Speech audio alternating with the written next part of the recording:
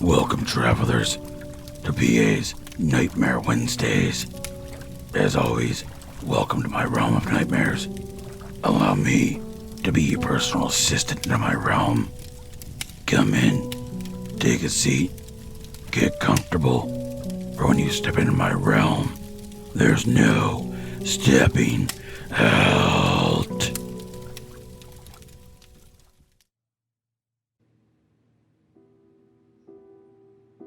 Hi.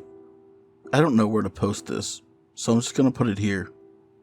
I'm going to recount the events I have been facing for long enough, and the awful things I did to keep myself alive.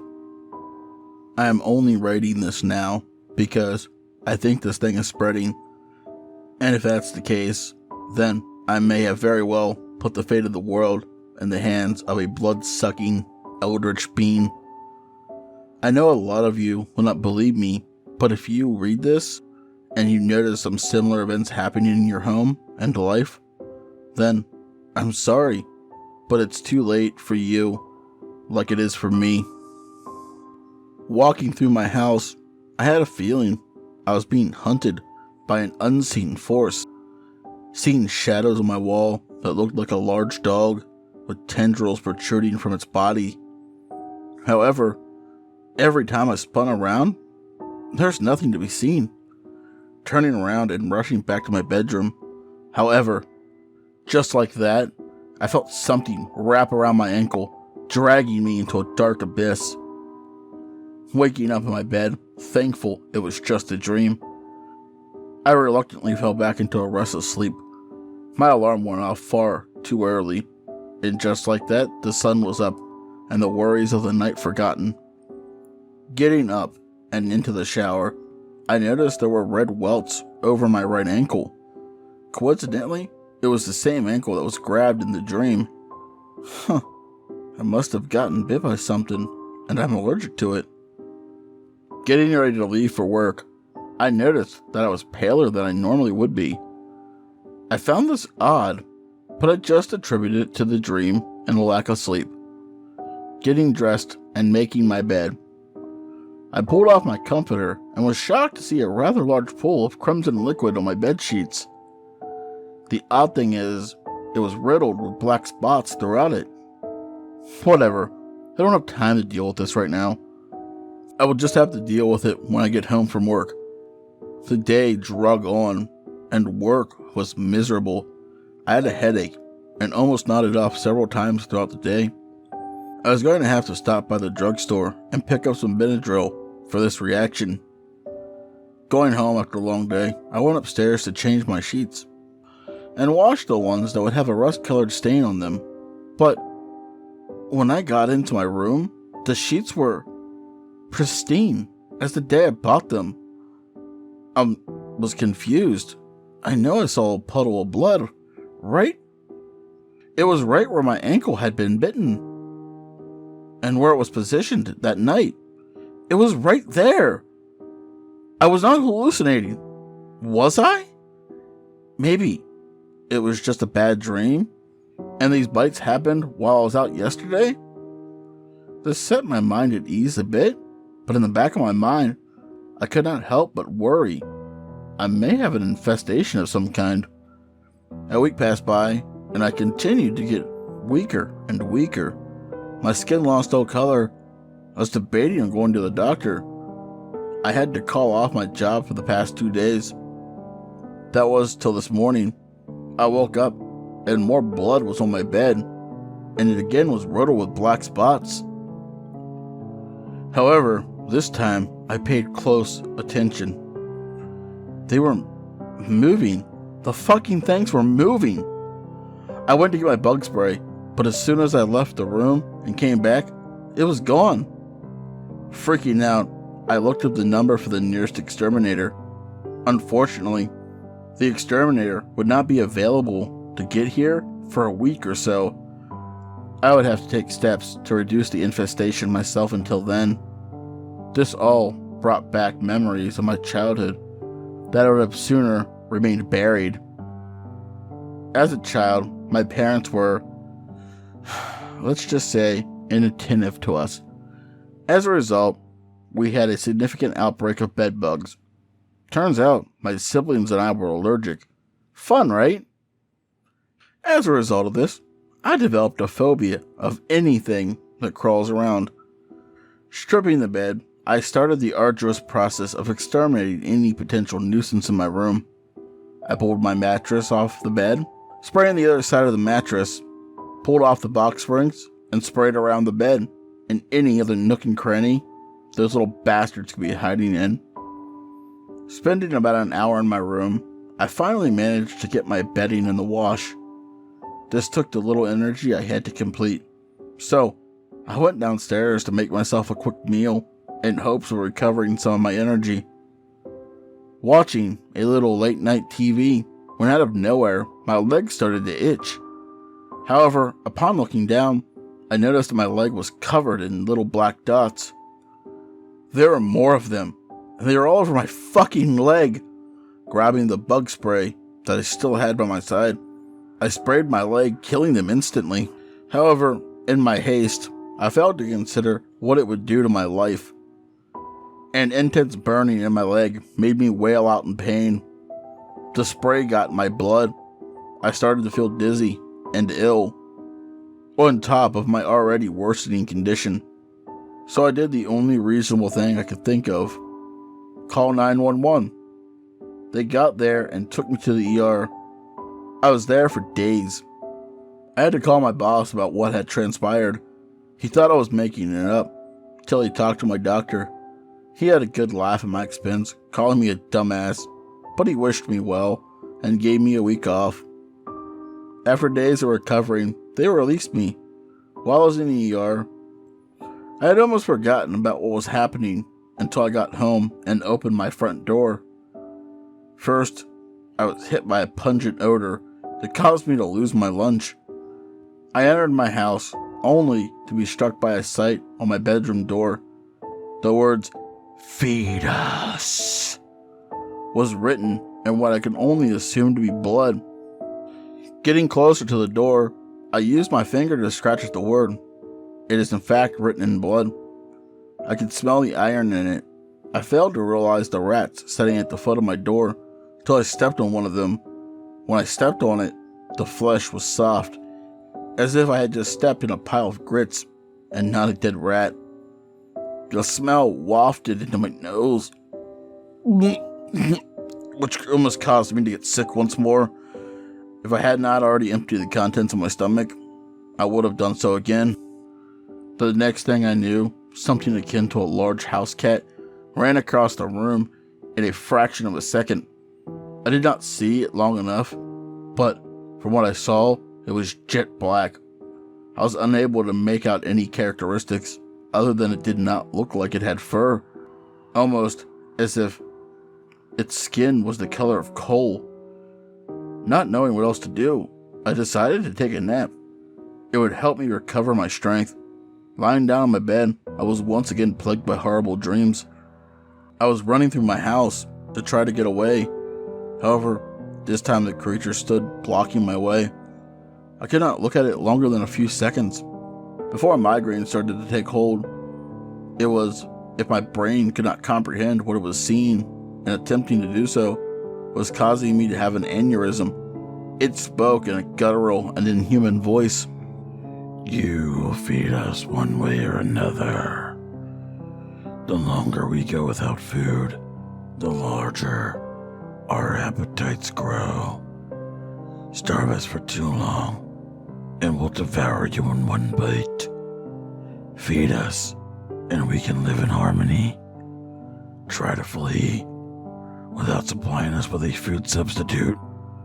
We will follow you and take what we want. You will die slow and painful, or quick and bloody. The option we leave to you. Waking up, I immediately noticed a circular mark on my right arm, at the bend of it, where a nurse would typically draw blood from. Once again sat a pool of blood, that was riddled once again with black spots throughout it. "What the fuck are you?" I shouted, as if it would answer me. I must just be going insane. There are no creatures that can talk. I'm just stressed, and am having auditory hallucinations. Getting to my laptop, I decided now would be a good time to do some research on what I am dealing with. Getting to work, I googled tiny black insects. I got the normal results that you would expect: ants, ticks, even bedbugs, but nothing that looked like the ones I am dealing with. Not having many other choices, I took to Reddit, asking if anyone had ever had any experience with tiny black bugs that can talk to you in your dreams. As expected, I was mocked and made fun of. So now, I sit here wondering what the hell to do. The exterminator is supposed to be here tomorrow. I am packing my bags for a week-long stint at a hotel.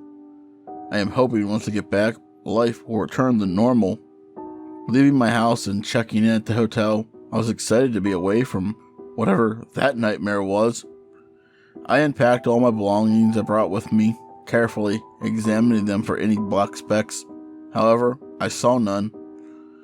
I went and got my swimming trunks on. I decided while I was here, I might as well enjoy the pool and the hot tubs.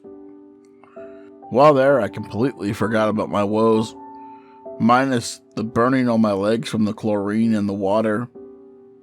Getting back into my room, I ordered some room service and took a nice hot shower. I was much more relaxed than I had been since this all began. It felt like it was almost at an end. The entire week went this way until finally the day came to go home and to check out. I pulled into my driveway and was shocked to find that the tent was not removed from the house. I called the exterminator company. They went inside to see what had happened, and what they found was the mummified corpse of the exterminator that was working on my house. Calling the police, they questioned me for hours, and the other members of the company. The best the cops could figure was he got stuck in the house during the process, and the high temperature mummified him. I guess this is possible, but I highly doubt it. Getting into my house after they removed the tent, it smelled off. Probably due to the dead guy in my house. The thought made me shudder. Heading into my room, I went to go wash my bedding. I removed my comforter off my bed, and once again the words, "Feed us." Moments later, I was grabbed by something that caused me to fall to the ground. Hitting my head on my dresser on the way down, my vision flickered and went completely black as my body hit the floor. I woke up to something massive towering over me, but I could not see it. The sun had set, and my house was mostly pitch black, but it said, "We warned you not to let us go hungry. We took what we could from the other one, but he did not last long. You starved us for a whole week. Now we will have our fill of you." The voice was angry and very hungry. Wait, I shouted surprisingly. It stopped. "Why should we stop, human? You had already been warned." I will feed you. Just don't kill me." "The little amount of blood we normally would take will not do anymore. We have grown far too hungry, and you will give us what we need." "If you let me go, I will bring you something to eat. Take what you need from me for now, but let me live. I will bring you an all-you-can-eat buffet if you do." "You think you can fool us that easily, human? We are not ones that can be fooled that easily. We are gonna take what we want." Stop! I will give you an entire family if you spare me and let me in peace. I'm not trying to trick you. I just want to be rid of you, and I want to fucking live." "You say you can increase our current food supply if only we leave you be. Fine. We will see what you have to offer us. If it is satisfactory, we will leave you be for now. The creature fed on me and shrank down to a smaller version of itself. It spoke yet again. We are coming for you if you try and run or trick us. The torment that will be suffered upon you will make this time with us look like a pleasant experience in comparison. The thing threatened him. After the creatures were finished feeding, they left the house. Where are we going? The thing hissed. Man, this thing talking to me telepathically is something I will never get used to, he thought. We did not ask if you liked our methods of communication, mortal. We asked where we were going. The thing growled angrily. To my ex-wife's house. She's married with 3 kids, and your unholy kind should have no issues staying fed with them. He didn't like this idea, but at this point, he would do anything to be rid of this abomination. He was very desperate. You would sacrifice your wife and kids to be rid of us? No, I would sacrifice my cheating ex-wife and her 3 bastard children from her new husband. I don't care about any of them. I just want my freedom and my home back. Before we do this, I have some questions. Like, where the hell did you come from, and what are you? Where we come from is another dimension. This is all we can say. We have no memories of our home. As for what we are, there's no word in your language you can call us. So, ticks will suffice for now. It's what you call the other bloodsuckers in this world, isn't it? It spoke and said no more the remainder of the trip. We got to my ex-wife's house, and I knocked on the door. She answered it and was shocked to see my face. Rubbing the back of my neck, I said, "May I come in?" As she stood there, speechless for a few, but eventually let me in. "What do you want, Sam?" She was annoyed that I had shown up. I thought to myself, shit. I never thought of a reason for this visit. Then I had an idea. Do you by chance still have my grandmother's ring? My mom passed away, and she wanted to be buried with it. She looked sad at this news. She said, "Hold on, I think it may be upstairs." Good. We are in, and you have kept your promise. You are free of us, for now. Best not speak of this, lest we have to come visit you again.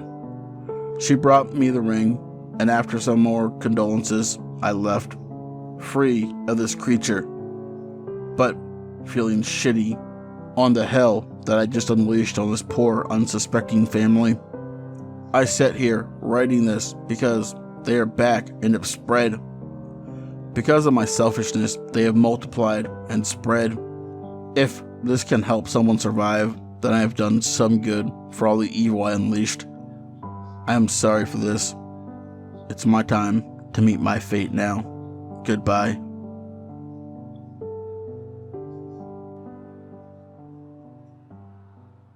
Tonight's story is written by me, and if you like what you heard, chances are you'll like the content over on Miss Creepy Tales channel. She has some fantastic content. She does true stories and also some creepypastas. I'm sure you could find something you would enjoy over there. Last week's word of the week was hiccup, and the comment that I enjoyed the most, which was also the only comment I think I got, was from 242 Reads. I had it all planned out.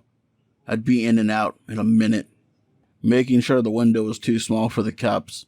But when my best friend walked in on me, taking care of her husband, there was now a hiccup in my plan. Thank you, 242, for that little fantastic story. This week's word of the week is litigation. Litigation. Tion. The process of taking legal action is the definition of this word. Also, I now have merch. If you'd like to walk around representing my realm and gaining immunity travelers, the links will be in the description below.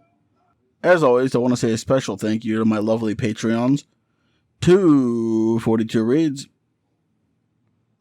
Rando Calrissian, Pam, Silver Threads, Seraphine, the Midnight Bard, Creepy Clown Girl, Mia Mina, Philia Noctis, and Hair-Raising Narratives. If you'd like to join these lovely travelers by the light of my fire, you can do so by becoming a Patreon as well. The support is always appreciated, but never expected.